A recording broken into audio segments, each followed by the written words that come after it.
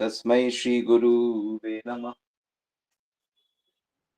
मनोभीष्टं स्थापितं येन भूतले स्वयं रूपा कदा मह्यं ददाति स्वपदान्तिकम्।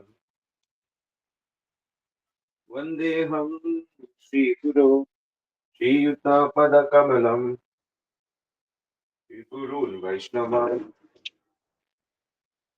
श्रीरूपं साग्रजातं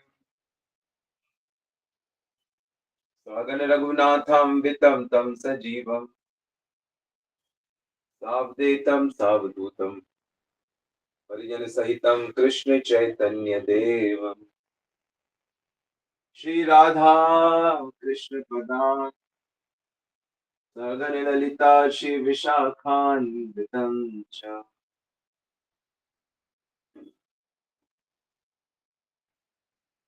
जय श्री कृष्ण चैतन्य प्रभु नित्यानंद श्री अद्वैत गदाधर शिवासादि गौर भक्त वृंदा। हरे कृष्णा कृष्णा कृष्णा हरे हरे, हरे राम राम राम हरे हरे। हरे कृष्णा, सभी का बहुत बहुत स्वागत है नित्य श्रवण की कथा में। और आशा करता हूं कि आप लोग की भक्ति बहुत अच्छे से चल रही होगी।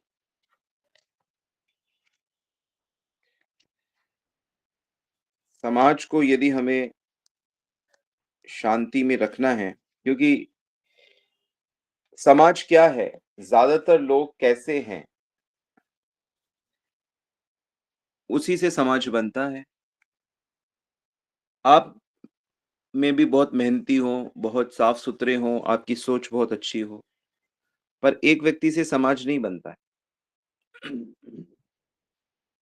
समाज बनता है बहुत सारे लोगों से। तो जिस समाज के अधिकांश लोगों की चेतना जैसी होगी, तो वो समाज उसी डायरेक्शन में आगे बढ़ेगा।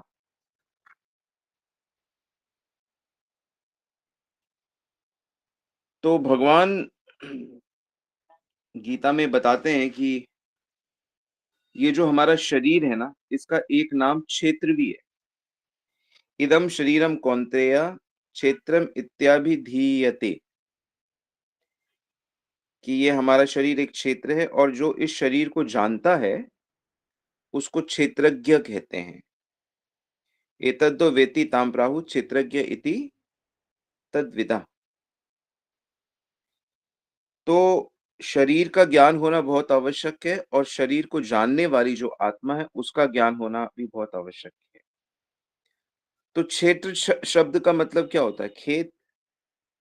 तो ये शरीर खेत है और उसको जानने वाला, उसमें काम करने वाला जो व्यक्ति है उसको आत्मा कहते हैं, जीवात्मा कहते हैं।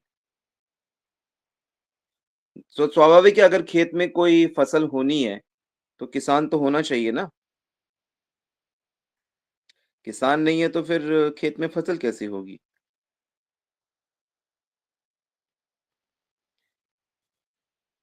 तो हमारे पास एक भौतिक शरीर है और हमारा ये कर्तव्य है कि हम इसका ठीक से पालन करें। तो जैसा सही से कर्म करना, सही संस्कार होना, इसको हम अकर्म कहेंगे। सही क्या है? अकर्म, भक्ति। अकर्म कहो, भक्ति कहो, दिव्य कर्म कहो, एक ही बात है।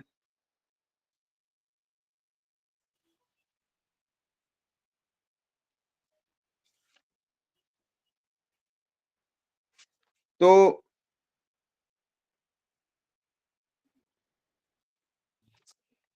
हमें ये जो खेत दिया गया है, तो ये इसलिए दिया गया है कि हम इसमें चाहे जैसी मर्जी फसल उगाएं। हमारे ऊपर है कि हम इसमें कैसी फसल उगाना चाहते हैं। वास्तव में ये जो खेत है, यानी कि हमारा शरीर है, ये भगवान का एक बहुत बड़ा उपहार है सबको। भगवान इतने दयालु हैं कि अगर उनसे कोई कुछ माँगता है, तो वो उसको दे देते हैं, कि मुझे ये चाहिए, मुझे ये चाहिए। अच्छा बेटा, तुम ये ले लो, ले लो। क्योंकि भगवान का हमारे साथ जो संबंध है ना, वो बिल्कुल वैसा ही है, जैसा एक दयालु पिता का अपने पुत्र से होता है। पुत्र किसी चीज़ के लिए बहुत ज़िद करता है, तो पिता उसको दे देते हैं। पिता उसको समझाना चाहते हैं, बताते हैं कि देखो, तुम जो चाहते हो ये तुम्हारे लिए इतना अच्छा नहीं है, तुम इसको मत लो, ये तुम्हारे लिए अच्छा नहीं होगा। लेकिन जो बालक है वो कई बार बहुत ज़िद कर लेता है, हठ करता है, तो पिता कहते हैं अच्छा ठीक है ले लो। एक प्रेम से भरे हुए, वात्सल्य से भरे हुए पिता अपने पुत्र को सब दे देते हैं,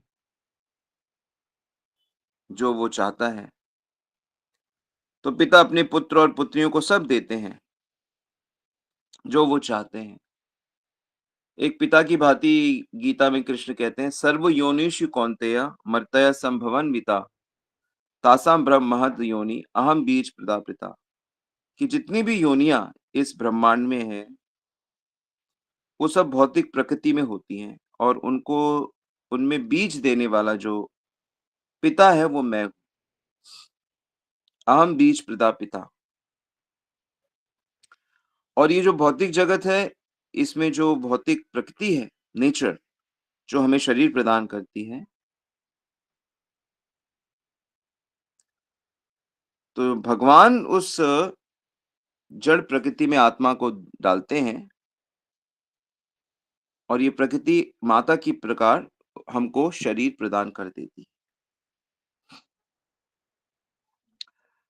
बहुत से लोग ऐसा मानते हैं कि आत्मा जो है वो सिर्फ मनुष्यों में होती है, दूसरे जानवरों में नहीं होती। खास तौर से क्रिश्चियंस लोग ऐसा मानते हैं कि आत्मा सिर्फ इंसानों में होती है, दूसरे प्राणियों में नहीं। लेकिन हम लोग क्योंकि वेदों को मानते हैं, वैदिक शास्त्र कहते हैं नहीं, नहीं, आत्मा सब में होती है। यहाँ तक कि पेड़ों में, पौधों में, वृक्षों में, मनुष्यों को छोड़कर 80 लाख और भी योनियाँ हैं और सब में आत्मा होती है। आत्मा ना हो तो वो उत्पन्न नहीं हो सकती, ना ही बढ़ सकती है। तो कृष्ण तो इस बात की घोषणा करते हैं कि जितने भी प्राणी हैं, चाहे वो किसी भी रूप में हो, सब उनकी संतानें हैं और सबका भगवान के साथ संबंध है। जैसा एक पुत्र का, पुत्री का पिता से, माता से होता है। तो ये जो कृष्ण भक्ति हम कर रहे हैं, ये कृष्ण के बारे में जो चर्चा करते हैं, इसका लाभ क्या है? इसका लाभ यही है कि जो भी जीव इसको गंभीरता से लेगा, उसका श्री कृष्ण के साथ संबंध स्थापित हो जाएगा।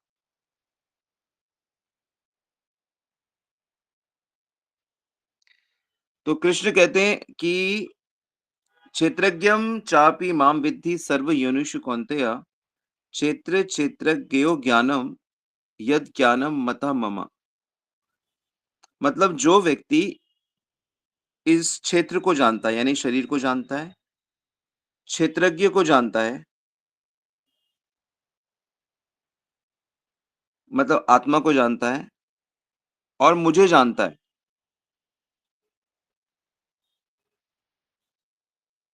तो वो वास्तव में ज्ञानी है। यानी हमें प्रकृति को समझना है, हमें अपने आप को समझना है और हमें कृष्ण को समझना है और इनका आपस में क्या संबंध है, हमें ये समझना है।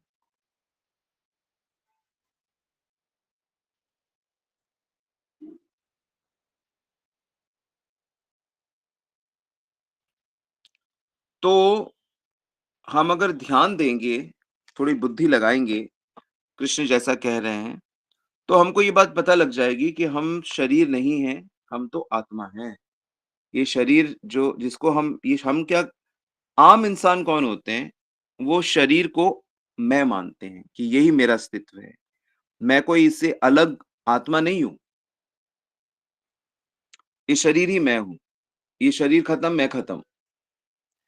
लेकिन जिस जो बेसिक थोड़ा भी गीता जान जाता है, जो थोड़ा भी आध्यात्मिक है, थोड़ा भी भक्ति कर रहा है, उसको ये बात पता लग जाती है कि मैं शरीर से अलग हूँ। शरीर मिटने पे भी मेरा अस्तित्व नहीं मिटता है, शरीर बदलने पे भी मैं नहीं बदलता हूँ।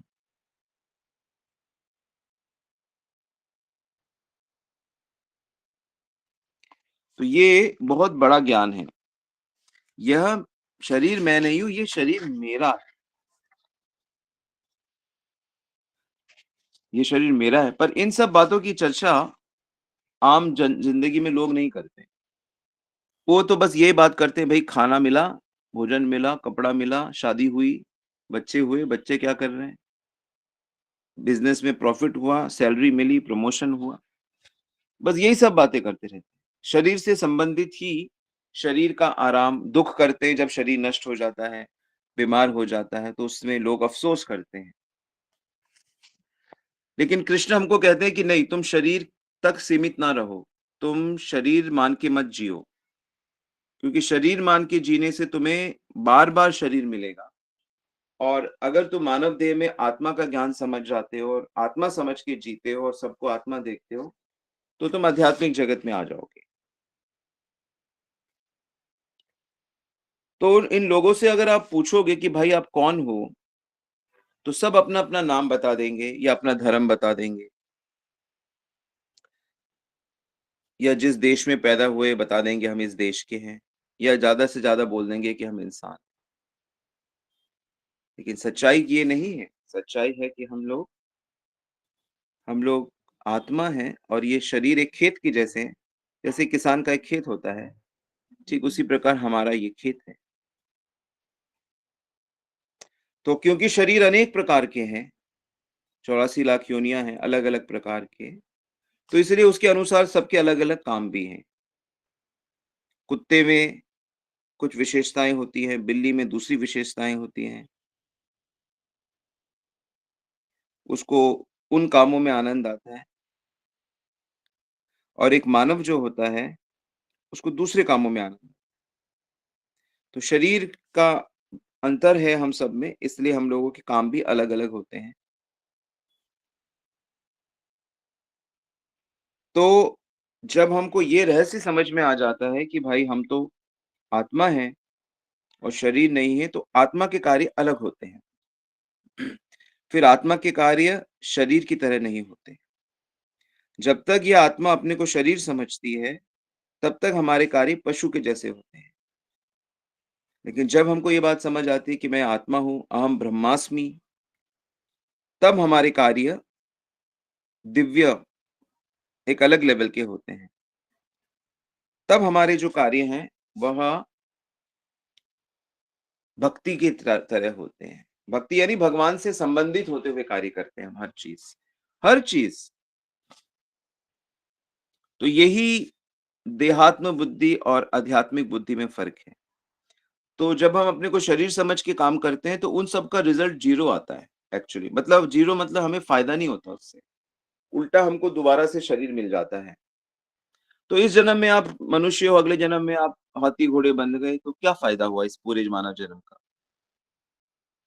और मानव जन्म में पाप करोगे तो हो सकता है कि फिर गंदी-गंदी योनियाँ मिले या हो सकता है कि नरक भी मिल जाए, है ना? तो बहुत बेवकूफ़ी है ये। कोई कहता है कि अरे किसने देखा है? अरे क्या देखेंगे? देखेंगे थोड़ी, बाद में तो भोगना ही पड़ेगा ना। और जब फँस जाएँगे तब क्या कर सकते हैं हम? तो थोड़ी बुद्धि लगा के शास्त्र जब ये कह रहे हैं, गुरु जब हमको समझा रहे हैं, तो उसको समझते क्यों नहीं?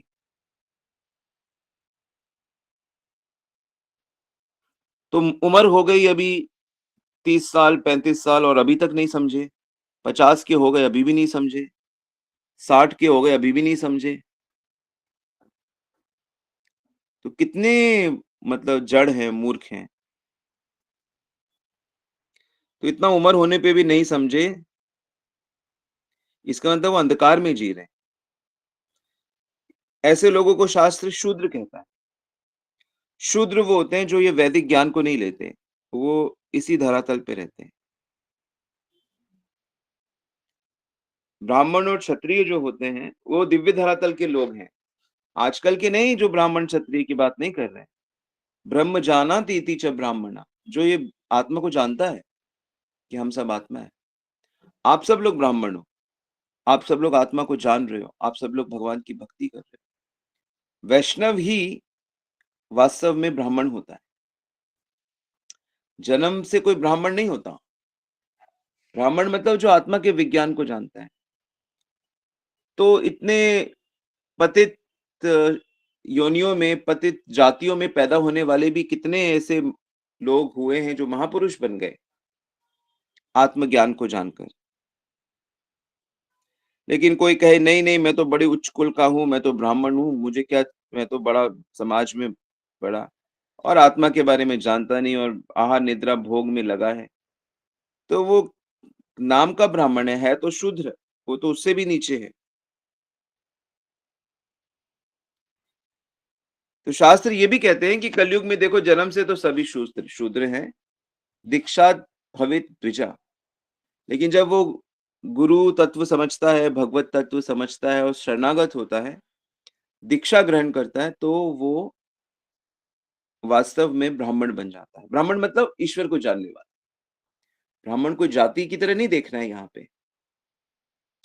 जाति की तरह देखना चाहते हो तो उसका मतलब है कि वो जो समाज को ईश्वरीय ज्ञान बताता है, आत्मा का ज्ञान बताता है।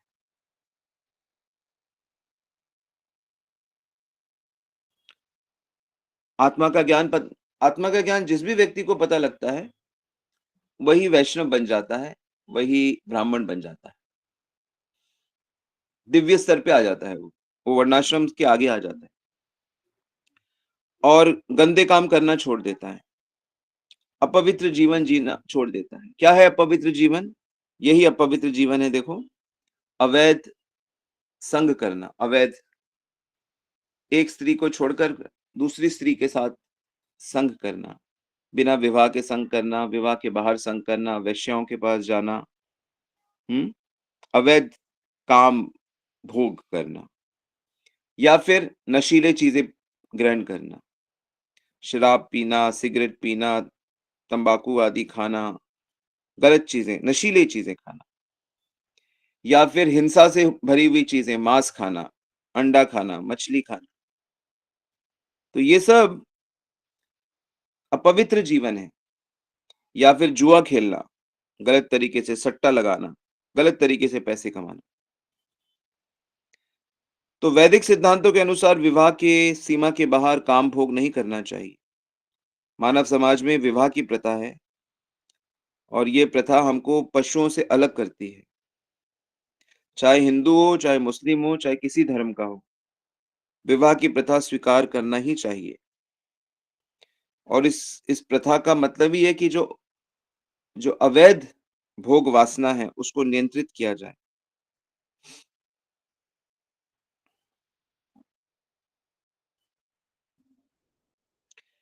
तो हिंसा करके जीना नहीं है, हिंसा करके खाना नहीं खाना।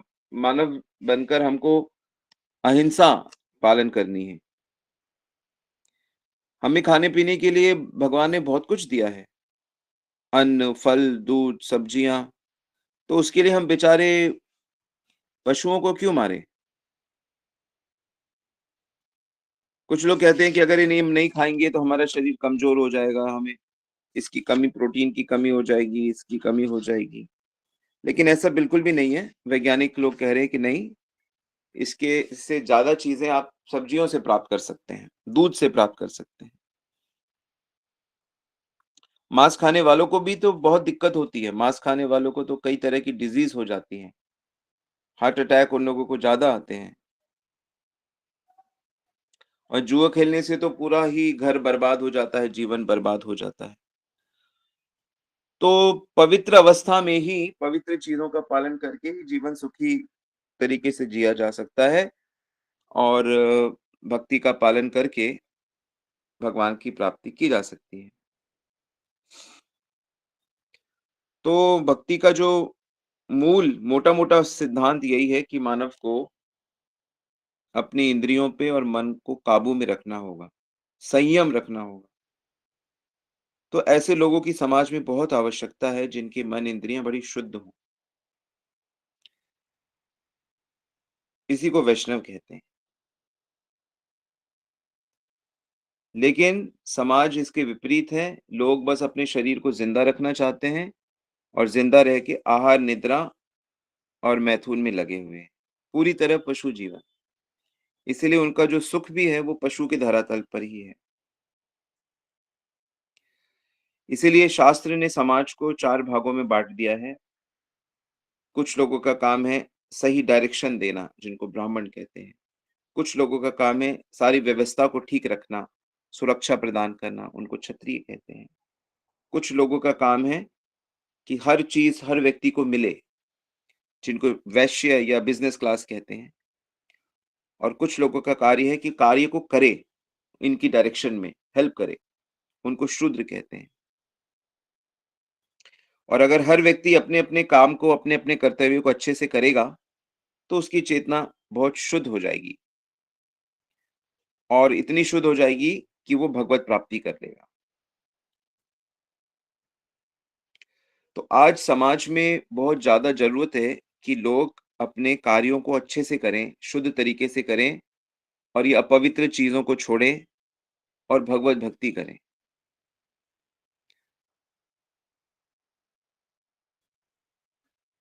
तो इस प्रकार से अगर हम लोग अपने समाज में, अपने घर में रहेंगे, भक्ति करते हुए, तो हम ये प्रकृति के जो बुरे इन्फ्लुएंस हैं, तमोगुण, रजोगुण के, तो उसको हम लांघ जाएँगे। सगुणान् संतीतेता ब्रह्म भुवाय कल्पते, माम चो यो व्यभिचारेण भक्ति योगेन सेवते। जो मेरी शुद्ध और अनन्य भक्ति करता है, मेरी सेवा करता है, कृष्ण कहते हैं, तो फिर वो प्रकृति के गुणों को लांघ जाता है, वो पतित नहीं होता और बहुत ऊँचे आनंद के स्थिति में, आनंद के उसमें स्थित हो जाता है। क्या आप नहीं चाहोगे ऐसे इस लेवल में स्थित होना, जिसमें आपका आनंद कई कोटि गुना ज़्यादा हो और बहुत हमेशा निरंतर बना रहे? तभी हमारा समाज उन्नत होगा। तो ये बहुत आवश्यक है कि आप लोग इन चीज़ों को समझो और इसे अपने जीवन का हिस्सा बनाओ। तो इसलिए बड़े-बड़े जो गुरुजन हुए हैं, उन्होंने यही सिखाया है पहली चीज़ कि आत्मा का ज्ञान समझना है, अपने आप को आत्मा मान के जीना। सभी लोगों को इंसान के अंदर आत्मा देखनी चाहिए, पशुओं के अंदर भी आत्मा देखनी चाहिए और सिर्फ आत्मा नहीं देखना चाहिए कि वो श्री कृष्ण का अंश है। उसके भीतर श्री कृष्ण भी रहते हैं और वो आत्मा भी रहती है। तो इस तरह जब आपका ज्ञान स्थिर हो जाएगा, परमानेंट हो जाएगा, तो आप कृष्ण भक्ति में बहुत आनंद को प्राप्त करोगे। तो कृष्ण सेवा, कृष्ण नाम, कृष्ण भक्ति करने से आप गंदे इन्फ्लुएंस को लांघ जाओगे और आप दिव्य स्थिति में आ जाओगे। ठीक है? तो ये बेसिक्स मैंने सोचा कुछ बेसिक बात करते हैं आज। बीच-बीच में बेसिक्स ज्ञान की बहुत ज़रूरत है। तो इस तरह हमारा समाज में जब ज़्यादातर लोग भक्ति के नियमों का पालन करेंगे, तो समाज आपो-आप खुशहाल हो जाएगा, सुंदर समाज हो जाएगा। यहाँ से डर, चोरी खत्म हो जाएगा। घर के अंदर जैसे परिवार के साथ आनंद आता है, ऐसे ही घर के बाहर समाज के साथ भी बहुत आनंद और सुरक्षा महसूस होगी। तो ज्ञान से ही, आध्यात्मिक ज्ञान से ही हम समाज में, भगवत भक्ति से ही हम समाज में खुशहाली ला सकते हैं। धन लाकर, मकान बनाकर, भौतिक शिक्षा से हम नहीं कर सकते क्योंकि बड़े-बड़े देश जहाँ पे लिटरेसी लगभग 100% है, वहाँ पे भी देखा जाता है कि बहुत सी क्राइम हैं, बहुत से अपराध हैं, बहुत सी कमियाँ हैं। तो वास्तविक जो आनंद की स्थिति है, वो केवल और केवल भक्ति से ही हम इसे ठीक कर सकते हैं। ऐसा भगवान भी कहते हैं, सारे शास्त्र कहते हैं, तो आपको और हमको उसको बस स्वीकार करना है। ठीक है? हरे कृष्णा। किसी का कोई प्रश्न है तो आप पूछ सकते हैं।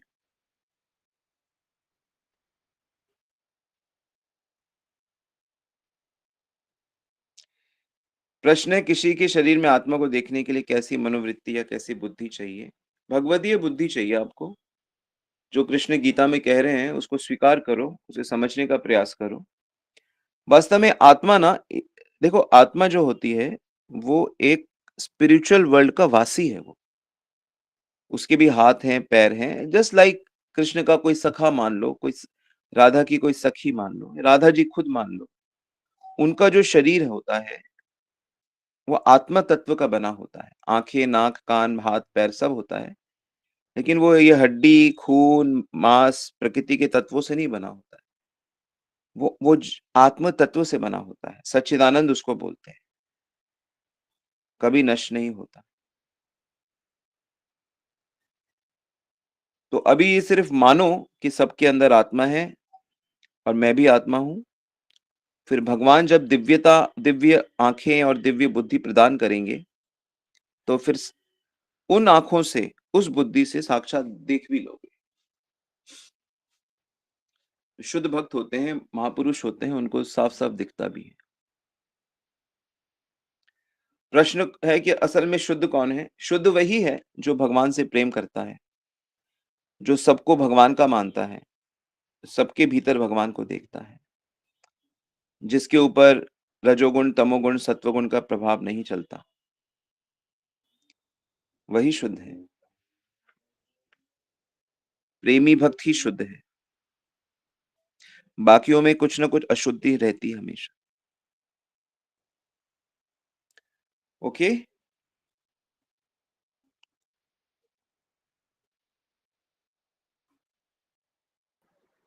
हरे कृष्ण स्वामी जी, धन्यवाद प्रणाम। जी प्रभु। हाँ, स्वामी जी क्वेश्चन मेरा ये है, जैसे हम लोग अपने घर में पौधे लगाते हैं, जैसे तुलसी महारानी के पौधे लगे हुए हमारे यहाँ, तो इससे कोई दूसरा कोई पौधा उसमें निकलता है तो हम उसको मतलब उखाड़ के हटा देते हैं ताकि वो तुलसी महारानी के मतलब पौधे को डिस्टर्ब ना करें। तो उसमें प्रभु जी अपराध है क्या? जैसे आप बता रहे थे कि मतलब हर पौधों में आत्मा होती है।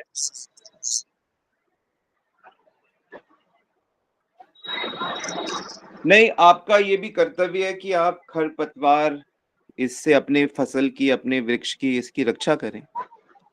तो उन पौधों को आप या तो दूसरी जगह लगा सकते हो, अगर आपकी ऐसी भावना है। तो क्योंकि जो दूसरे पेड़-पौधे होते हैं, उसमें जो पीड़ा वाली बात होती है, वो बहुत कम होती है उनके अंदर। खास तौर से जो पेड़-पौधों की योनियाँ होती हैं, भगवान ने उनको कुछ ऐसा बनाया है कि उनको सर्दी, गर्मी ये सब बहुत कम लगती है। वो हर चीज़ को उस तरह से सह लेते हैं। तो अनावश्यक इन पेड़-पौधों को काटना नहीं चाहिए, लेकिन सुरक्षा के लिए, सफाई के लिए इनके साथ वैसा किया जा सकता है। ठीक है? जी अनावश्यक नहीं। जी स्वामी जी। अनावश्यक आप घास नहीं काटना चाहिए, पत्ते नहीं तोड़ने चाहिए। जैसे इसीलिए जब हम तुलसी के पत्ते लेते हैं, तो हम ये प्रार्थना पूर्वक लेते हैं कि हम केशव की सेवा के लिए आपको स्वीकार कर रहे हैं। आप इसे हमें प्रदान करें। ठीक है? हरे कृष्ण प्रभु जी, धन्यवाद प्रणाम। हरि बोल। प्रभु जी, मेरा प्रश्न ये था कि जैसे कोई वर्णाश्रम को फॉलो कर रहा है, जैसे ब्रह्मचर्य का फॉलो कर रहा है, तो अगर वो ब्रह्मचर्य फॉलो करता है तो कई लोग ये पूछते हैं कि वो अपने माँ बाप की सेवा नहीं कर रहा, वो उनको छोड़ के आ गया, तो प्रभु जी उसके लिए हम क्या जवाब दें उनको, क्योंकि वो तो गृहस्थी को छोड़ना पड़ेगा ना। देखिए, संतान का कर्तव्य है कि वो अपने माता-पिता की सेवा करे, उनका ध्यान रखे। और यदि वो उनको छोड़कर कहीं जा रहा है, तो उनको उनकी परमिशन से जाना चाहिए। जैसे देश के सैनिक होते हैं, जो सेवा के लिए बॉर्डर पे जाते हैं। कौन माता-पिता अलाउ करेगा कि जाओ फौज में और लड़ाई करो और तो उनको डर लगता है, लेकिन वो उनकी आज्ञा से जाते हैं और देश की सेवा करना भी एक मनुष्य का धर्म है, कर्तव्य है। अगर हमारे देश में लोग ना मिले तो सरकार को ज़बरदस्ती करनी पड़ेगी और घर-घर से लोगों को जाना पड़ेगा और जाना भी चाहिए। तो कोई ब्रह्मचारी है, ब्रह्मचारी का वास्तविक मीनिंग तो आजकल के ज़माने में है नहीं, क्योंकि ब्रह्मचारी को गुरुकुल में रहना होता है। और गुरु की आज्ञा से उसको अपना जीवन समर्पित करना होता है। फिर उनकी आज्ञा से गृहस्थ बनता है, बिज़नेस करता है, नौकरी करता है, जो भी करता है। पर कोई भी ब्रह्मचारी आज के ज़माने में हमारे परिप्रेक्ष्य में देखें तो ब्रह्मचारी का भी कर्तव्य है कि पीछे उसके माता-पिता अगर हैं, तो उनकी बेसिक सेवा होती रहे। इसके लिए उसे सजग रहना चाहिए। तो ये बात बिल्कुल ठीक है कि आप या तो उसके घर में उसके बड़े भाई हों या बहन हो या चाचा हो या कोई हो जो उनके अगर माता-पिता वृद्ध हो गए हैं, जहाँ उनको सेवा की आवश्यकता है, तो उसका ध्यान रखना चाहिए। ये नॉर्मल केस में ऐसा होता है। लेकिन अगर कोई व्यक्ति बहुत ही ज़्यादा भगवत भक्त है और वो इन सब चीज़ों से परे है और उसकी शरणागति बहुत ज़्यादा है, तो उस केस में फिर भगवान ध्यान रखते हैं। पर मनुष्य को जब तक उसकी चेतना उस लेवल की नहीं हो जाती, उसे अपने घर के कर्तव्यों का भी ध्यान रखना चाहिए। तभी वो सुखी तरीके से जीवन और भक्ति कर पाएगा। और विशेष करके जो लोग घर में रह रहे हैं, माता-पिता के साथ रह रहे हैं, गृहस्थ हैं, उनका तो विशेष ज़िम्मेदारी बन जाती है। क्योंकि आजकल देखा जाता है कि ज़्यादातर जो लोग हैं, वो माता-पिता के साथ नहीं रहते। या तो वो दूसरे शहर में नौकरी करते हैं, या तो दूसरे देश में नौकरी करते हैं, बिज़नेस करते हैं। पर माता-पिता के साथ समाज की स्थिति अब ऐसी बन चुकी है, लेकिन फिर भी ये आशा की जाती है कि बच्चे अपने माता-पिता का ध्यान रखेंगे, उन्हें वृद्धाश्रम में नहीं छोड़ेंगे, विशेष करके उम्र होने पे, उनके साथ समय बिताएँगे और उनको भी भक्ति के बारे में बताएँगे। तो यदि दोनों मिलकर भगवान की भक्ति करें, तो फिर एक-दूसरे के ऋण से मुक्त हुआ जा सकता है।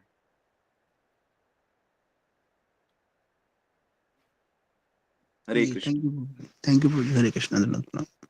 आई होप समझ में आया ये, मैं क्या बात कहने की कोशिश कर रहा हूँ। समय के अनुसार, जगह के अनुसार धर्म को देखा जाता है। जी, थैंक यू प्रभु। हरे हरे कृष्णा कृष्णा प्रभु जी, दंडवत प्रणाम। हरि बोल। प्रभु जी, मेरा ये क्वेश्चन था कि गुरु को शिव तत्व बोला गया है, इसे गुरु को क्या? शिव तत्व बोला गया है ना, आई मीन शिव तत्व माना जाता है गुरु को। हर गुरु एक शिव तत्व है। शिव तत्व तो जो लोग शिव के उपासक हैं, वो लोग कहते हैं। हाँ गुरु जो है वो तो ईश्वर के समान है, ईश्वर की कृपा है, ईश्वर हाँ ही गुरु रूप से है, ईश्वर ही माता-पिता रूप से है। हाँ हाँ। तो जी। अब जैसे मेरा क्वेश्चन है कि जैसे अगर रविशंकर जी है या जो भी काफी सिद्ध गुरु है, तो ये सब जैसे शिव के उपासक हैं और ये शिव की बहुत उपासना करते हैं और अपने भक्तों को भी शिव की उपासना करने बोलते हैं और माता रानी की भी उपासना करने बोलते हैं, तो क्या वो गलत है? नहीं, गलत किस लिए गलत? कि वो आई फैमिली को मीन छोड़ दिए? नहीं नहीं नहीं नहीं, आई मीन अगर हम वो भक्तों को जैसे आप हमें बोलते हैं कि मतलब डायरेक्ट हम कृष्ण की भक्ति करें, और अगर हमें वो ओम नमः शिवाय चैंटिंग करने और शिव की उपासना करने बोलते हैं जो भी है, तो वही आई एम आस्किंग कि क्या वो क्यों मतलब लाइक कैसा बोलते नहीं, हैं? जो-जो साधु जिस-जिस परंपरा से हैं, उनको अपने हम्म, गुरु से जो ज्ञान मिला है, जिसका वो हम्म, पालन करते हैं, वो उसी का तो प्रचार करेंगे। वो बात आपकी ठीक है, बिल्कुल वो उसी का करेंगे, जी। लेकिन उनका ज्ञान क्यों उस तरफ है? उनका ज्ञान क्या वो तो अज्ञानी तो नहीं है किसी भी एंगल नहीं, से? वो अज्ञानी उन्होंने नहीं है, उनकी उनकी निष्ठा उन्होंने इस तरफ भागवतम की। जैसे हाँ जैसे हाँ। भगवान गीता में क्या कहते हैं, जितना भी ज्ञान, जितनी भी आध्यात्मिकता समाज में फॉलो कर रहे हैं, हजारों-हजारों टाइप की आध्यात्मिकता है। हम्म अगर हर व्यक्ति के पास इतना समय तो है नहीं कि वो सबको जाके टेस्ट करे, सबको जाके सुने, है ना? हम्म अगर मान लो किसी व्यक्ति को अगर आज आप कहती हो कि नहीं मुझे पता करना है कि कौन बिल्कुल सही तरीके से कर रहा है, मैं उसको हम्म फॉलो करूँगी। कोई ऐसा निर्देश लेता है, हम्म तो उसके लिए तो ये संभव नहीं ना कि वो कुंभ में जाए और वो हर कैंप में जाए और हर किसी की बुक्स को पढ़े या सुने। इतना तो समय ही नहीं होगा क्योंकि हजारों की संख्या में है। हम्म तो उसको एसेंस में चीज़ें कैसे पता चलेंगी? तो इसीलिए उसे भगवत गीता जो है ये सभी वैदिक उसका निचोड़ बताया गया है और ये एक्सेप्टेड है पूरे समाज में। हाँ, भगवत गीता जो है ये जो कह रही है ये बिल्कुल सही है। तो इसलिए गीता का ज्ञान होना बहुत जरूरी है कि भगवान का क्या मत है। तो भगवान कहते हैं, बिल्कुल साफ साफ कहते हैं कि जो जिसकी उपासना करेगा वो उसको प्राप्त करेगा। देवान देवयजो यान्ति पितॄन् यान्ति पितृव्रता भूतानि यान्ति भूतेच मद्भक्ता यान्ति जनोपमा। तो जो शिव के उपासक हैं वो शिव जी की उपासना करते हैं और वो सभी उनके पास जो भी जाएगा वो शिव की उपासना के लिए कहेंगे। कुछ कुछ साधु ऐसे होते हैं वो उनके पास कोई भी आ जाए तो वो देखते हैं कि ये किसकी उपासना कर रहा है। वो गणपति की कर रहा है, वो माता रानी की कर रहा है, वो निराकार की कर रहा है, वो उसी कहते हैं आप उसी का करो। कुछ कुछ साधु ऐसे भी हमारे देश में जो बहुत सारे बड़े पॉपुलर जो ज्यादा हैं वो इसी तरह की बात करते हैं। आनंद जी को भी सुना मैंने, तो वो जैसे कोई बोल रहा है कि मैं लाइक राम को जपता हूँ, या कोई कुछ किसी को भी रैंडम जिसको भी बोलते हैं, तो वो बोलते हैं जिसको भी जप रहे हो बस हाँ, जपते रहो। मैं कह रहा हूँ ना, मैं कह तो रहा हूँ कि कई साधु ऐसे हैं जो आपके जो इष्ट हैं वो आपको उसमें नहीं कहेंगे, कहेंगे हमसे वही मंत्र ले लो आप। नहीं, ठीक तो वो है, ये भी बोलते हैं कि अगर आपकी पूरी भक्ति उनमें है, आस्था है, तो वो डायरेक्ट कृष्ण को ही पहुंच रही है, उनका मतलब ये है। नहीं कृष्ण ने तो देखो बिल्कुल साफ साफ ये बात बोली है कि जो जिसकी पूजा करेगा, आराधना करेगा, वो उसी के पास जाएगा। ये तो कृष्ण ने बिल्कुल साफ बोला हुआ है।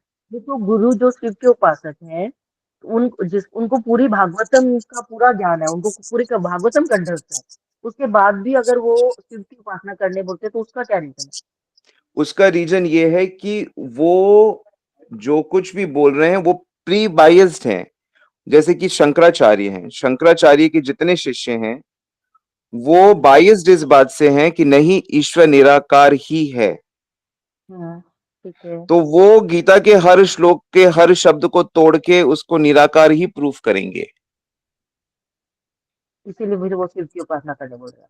हाँ, इसलिए जो जो शिव के उसमें आ गए अब वो शिव को ही बोलेंगे, क्योंकि उनकी चेतना, उनका मन, उनके मंत्र, उनका सब कुछ। और गीता में भगवान ये बात बोल भी तो रहे हैं कि जो जिसकी उपासना करता है मैं उसकी श्रद्धा उसमें पक्की कर देता हूं। ये बात भी तो भगवान बोल रहे हैं। तो गीता के अनुसार अगर हम मान लो किसी से हम ये डिबेट करते हैं कि कृष्ण तो मेरी अपनी उपासना के लिए कह रहे हैं, लेकिन आप तो इनका नाम ले रहे हो, तो एक दृष्टि से अगर हम देखेंगे तो सब कुछ ही कृष्ण है, हम भी कृष्ण हैं क्योंकि हम भी कृष्ण के अंश हैं। शिव भी भगवान कृष्ण के अवतार हैं, विष्णु भी कृष्ण के अवतार हैं, ब्रह्मा भी कृष्ण के अवतार हैं। तो एक दृष्टि से तो सभी कुछ श्री कृष्ण है।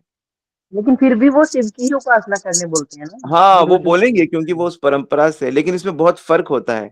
फर्क ऐसे होता है जैसे कि मान लो कोई आम का पेड़ है, ठीक है, तो आम के पेड़ से आपको कहा गया कि भाई कोई व्यक्ति आम को खा रहा है और कहेगा ये तो बड़ा मीठा है, और कोई व्यक्ति आम के पत्तों को खा रहा है, कोई व्यक्ति आम की लकड़ी को खा रहा है, कहेगा ये भी ठीक है। पर कोई कहेगा कि अरे आप ये लकड़ी और पत्ते क्यों खा रहे हो, कहते ये भी तो आम का पेड़ है, तो तुमने उस डाली से वो लाल सा आम खा लिया, मैंने ये टहनी खा ली। तो बात तो एक ही है, बात एक दृष्टि से एक है, लेकिन एक स्वाद की दृष्टि से बहुत फर्क है। उसमें जमीन आसमान का फर्क है कि नहीं है? कितना फर्क है। तो शिव भी भगवान के ही रूप है, ब्रह्मा भी भगवान के रूप है, सारे देवी देवता भी भगवान के रूप है, लेकिन फिर भी रस की दृष्टि से श्री कृष्ण सर्वोत्तम है। तो जिसको जो चाहिए, जिसको जो करना है वो करे, उसमें क्या है। वो गलत तो नहीं है, हम गलत कह भी नहीं सकते भाई। जिसकी जो रुचि है, आपको भूख ऐसे मिटानी है, पिज्जा खाना है, किसी को रोटी खानी है, किसी को पुलाव खाना है, बट उनकी किसी को, भूख मिट गई है ना आनंद शिव जी के हाँ कृष्ण। बिल्कुल आपको अपनी भूख मिटानी है। लेकिन फिर भी शास्त्र ये कह रहा है कि जो रस की दृष्टि से श्री कृष्ण रसराज है, ये बात भी है। मतलब वो उसमें चले नहीं, उस पंथ पे, तो इसीलिए वो फिर शिव को अब जैसे जो राम जी की भक्ति, राम भी भगवान कृष्ण के ही रूप हैं, लेकिन राम जी की भक्ति में आप उनकी पत्नी नहीं बन सकती। आप कहोगे मैं उन्हें पत्नी की तरह प्रेम करूंगी, अलाउड ही नहीं है, अलाउड ही नहीं है। आप कहो मुझे राम जी से मित्रता करनी है और मैं चाहता हूं कि मैं उनके कंधे पे चढ़ जाऊं और उनके कान मड़ोरूं, उनके बाल खींचूं, ये संभव ही नहीं है। आप कहोगे मुझे विष्णु का दोस्त बनना है, संभव ही नहीं है। तो कृष्ण वो का सारे जो रस हैं, हम्म, जो रिलेशनशिप की जो स्वीटनेस है, वो भगवान कृष्ण रूप में ही फुलफिल करते हैं, बाकी रूपों में नहीं करते। ओके ओके तो उस दृष्टि से कोई कह रहा है नहीं हमको तो निराकार में ही आनंद आ रहा है, तो ठीक है, अगर आपको लकड़ी खानी है आम के पेड़ की तो आप खाओ, मैं कहाँ मना कर रहा हूँ, पर मुझे तो रस आम का फल खाने दो प्लीज। कहेगा अरे सब कुछ एक है, वही उसी जमीन से निकला है, वही पेड़ है, वही बगल बगल में ही तो है, एक में आम लगा है, एक तरफ पत्ता लगा है, और पत्ते तो ज्यादा लगे हैं, चारों तरफ पत्ते ही पत्ते हैं, है ना। तो ठीक है, आपको पत्ता खाना है आप पत्ता खाओ, हम क्या कह रहे हैं। तो बात से सारी आपकी बिल्कुल सही है प्रभु जी, लेकिन मेरे को अभी भी मेरे को क्लियर नहीं हो रहा सच में कि गुरु को भी तो सारी नॉलेज है कि भागवतम क्या बोल रही है। नहीं, जो गुरु है वो नहीं नहीं, सभी गुरु को सारी नॉलेज नहीं है। हर गुरु को अपने गुरु से जो ज्ञान मिला है उनको उतनी नॉलेज है। आपको क्या लगता है किसी ने भगवत गीता याद कर ली या भागवत, भागवत भागवत को लोग बेच रहे हैं, भागवत कथा करते हैं और पैसा उनका मुख्य लक्ष्य होता है, वो कहां भागवत समझे हैं। ये तो बड़ी मोटी सी बात है। जो लोग भागवत को लेकर बिजनेस कर रहे हैं वो कहां भागवत समझे। नहीं, वो जो भागवत कर रहे हैं, बिजनेस कर रहे हैं, उनकी अलग बात है, बट बहुत नहीं, से मैं एक बात ये कर रहा हूं, मैं हाँ, ये बात कह रहा हूं कि हम्म, जो लोग भागवत को लेके बिजनेस कर रहे हैं वो भागवत समझे ही नहीं ना, वो तो बस कहानियां और एज ए बिजनेस कर रहे हैं। तो ठीक इसी प्रकार जो लोग दूसरे आराध्य के प्रति समर्पित हैं उनको भी बहुत ज्ञान है, लेकिन वो परम सत्य को वैसे देखते हैं। अच्छा हम्म, हम्म, हम्म, वो कह रहे हैं कि आप बस ये सुंदर सुंदर पत्ते खाइए हमारे साथ, ये भी उसी परम पुरुष का, उसका ही वो पेड़ है, ठीक है खाइए, कौन कौन मना कर रहा है आपको। लेकिन भगवत गीता के का ये जो श्लोक है, भगवत गीता में जो भगवान कह रहे हैं कि भाई मेरे भक्त मेरे पास आएंगे और मेरे दूसरे रूप के भक्त उधर जाएंगे, ये बात भी वो कहते हैं। हरि ओके, बोल। हरी बोल प्रभु जी। तो गीता को तो साथ लेके चलना पड़ेगा ना हमें कि गीता, हाँ, अगर हम श्री कृष्ण की भक्ति करते हैं 100%, तो कोई हम्म, भी गीता का श्लोक हमसे फाइट नहीं करता है, हमको फाइट नहीं करना पड़ता किसी से भी। तो हम ये कह सकते हैं कि नहीं हम गीता को फॉलो कर रहे हैं, ये बात है। जो काली के उपासक हैं, काली के उपासक कहते हैं नहीं कृष्ण ही काली है। तंत्र में, तंत्र विद्या जो है उसमें कृष्ण को ही वो कहते हैं कृष्ण ही हमारी काली रूप से है, हमारे लिए जो ईश्वर है वो माँ भवानी ही है। तो ठीक है, आप भगवान को उस तरह से देख रहे हो, तो लेकिन आपको फिर वो रस मिलेगा जो माँ भवानी का रस है।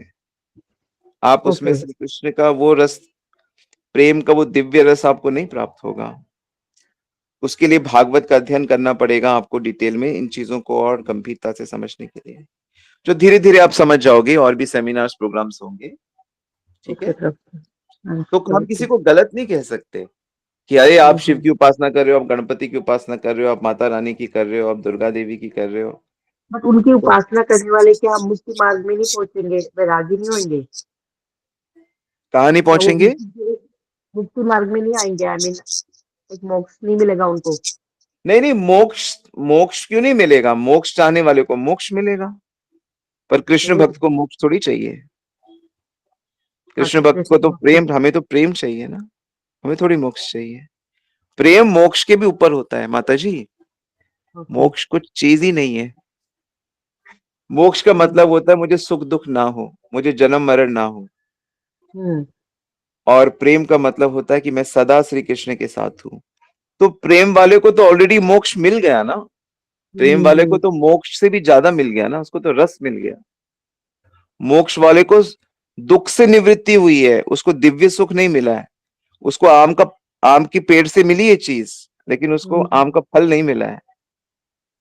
हम्म, मोक्ष भी तो बहुत सारे टाइप का होता है। हम्म, सायुज्य मोक्ष, सालोक्य मोक्ष, सामीप्य मोक्ष, सारूप्य हम्म, मोक्ष, शाष्टी मोक्ष, कि भगवान के लोक में रह रहे हो, कि भगवान की ज्योति में मिले हो, कि भगवान के निकट हो, कैसा मोक्ष है आप। ये भी तो 5 प्रकार के मोक्ष होते हैं। ठीक है, बाकी आगे ठीक चर्चा करेंगे, आज समय हो गया। ठीक है प्रभु जी, थैंक यू प्रभु जी, हरि बोल। हरि बोल, दंडवत प्रणाम। कोई गलत नहीं है, किसी को हम गलत नहीं कह सकते कि भाई आप इसकी उपासना करते हो और ये गलत है। गलत सही की बात ही नहीं है। बात यह है कि आपको चाहिए क्या, आपका लक्ष्य क्या है, आप कहां तक पहुंचना चाहते हो। कोई कहता है कि नहीं, मैं अपने मम्मी पापा के साथ ही परम हैप्पी हूं, मेरे लिए यही गोपाल हैं, यही दशरथ हैं, मैं इसी में, तो ठीक है, आप इसी में रहो, इसमें क्या है। कोई कहेगा नहीं, मेरे लिए सिर्फ मानव समाज की सेवा ही सब कुछ है, मैं गरीबों की आंखों का ऑपरेशन कराना, तो ठीक है, आप वहीं तक रहो। हरि बोल। समझ गए प्रभु जी। किसी इतना को तो गलत हेल्प। नहीं कह सकते आप, क्योंकि उनकी चेतना वहीं तक है। अगर आप कहोगे तो वो लड़ाई करेगा, आप उसकी श्रद्धा के ऊपर बात करोगे तो इसीलिए जो महापुरुष होते हैं वो कहते हैं हाँ भाई एक ही तरफ जा रहे, सब ईश्वर की तरफ जा रहे, लेकिन फिर भी उसमें बहुत भिन्नता होती है, बहुत भिन्नता होती है। जैसे कि आनंद लेना है, एक पार्टी करनी है, तो हम भी पार्टी करेंगे और आप भी पार्टी करोगे, लेकिन आपकी पार्टी फिर अद्भुत पार्टी होगी। उसमें हर ग्लास, उसमें हर टेबल क्लॉथ से लेकर हर आइटम एक अलग लेवल की होगी, क्योंकि आपका सामर्थ्य ज्यादा है। और एक नॉर्मल व्यक्ति भी पार्टी करेगा, लेकिन उसकी पार्टी का अलग लेवल होगा। तो ये तो होता है कि आप भगवान के कितने दिव्य सेवा कर पाते हो, कितना निकट जा पाते हो। जहां पे भगवान के रूप को ही नकार दिया गया है जिन धर्मों में, वो कहाँ भगवान के निकट पहुंच रहे, वो तो कह बट रहे है ही नहीं कोई। सनातन गुरु तो आई डोंट थिंक कि मतलब उनके रूप को नकारते हैं। नहीं, मैं उनकी सनातन वालों की बात ही नहीं कर रहा, मैं तो जो मुस्लिम धर्म है या जो दूसरे धर्म है हाँ हाँ उसमें हाँ वो नकार देते हैं, वो कहते हैं भगवान का रूप है ही नहीं, हो नहीं सकता। हाँ, दूसरे धर्म वाले तो नकार ही नहीं, वो तो अपने अल्लाह को ही मान रहे, जीसस को ही मान रहे, वो जी तो जी, है ही। हम्म तो ये है विचार। ठीक है, हरि बोल, ओके प्रभु जी, थैंक यू, हरि बोल प्रभु जी, धन्यवाद प्रणाम। धन्यवाद प्रणाम। स्वामी जी हरे कृष्णा, दंडवत प्रणाम। हरे कृष्णा।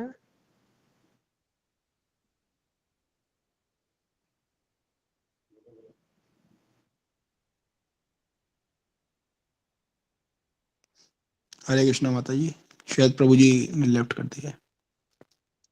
जी जी प्रभु जी, ओके, हरे कृष्णा, दंडवत प्रणाम।